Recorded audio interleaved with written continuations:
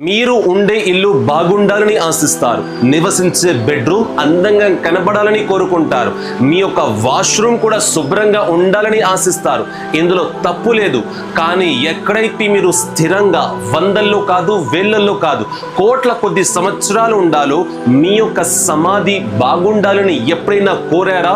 ఏనాడైతే మీ యొక్క ఆత్మ మీ యొక్క దేహాన్ని విడిచిపెడుతుందో, ప్రజలు ఏనాడైతే మిమ్మల్ని కబ్రిస్తాన్లో పాతుకు పెడతారో, ప్రజలు మెల్లమెల్లగా మిమ్మల్ని మర్చిపోతారు, బంధువులు మర్చిపోతారు, మీ యొక్క వారసులు బహుశా మీకోసం దువా చేయవచ్చు, లేదంటే మానేవచ్చు.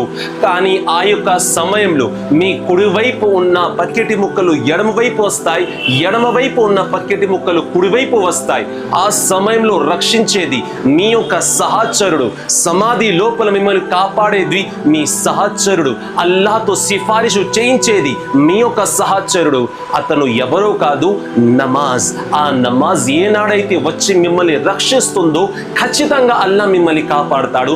అదే విధంగా ఎప్పుడైతే నమాజ్ అల్లాతో సిఫారిషు చేయిస్తుందో అల్లా ఖచ్చితంగా సిఫారిషు కూడా స్వీకరిస్తాడు. కావున నమాజ్ను విడిచిపెట్టకండి. ప్రతి చిన్న కారణం వల్ల నమాజ్ను విడిచిపెట్టి మీరు ఎప్పుడైతే సహచరుడు దగ్గరికి వస్తాడో ఆ సమయంలో నమాజ్ మీ చేతుల్లో ఉన్నట్లయితే ఎంత బాగుంటుంది కదా. ఒక్కసారి ఆలోచించి చూడండి.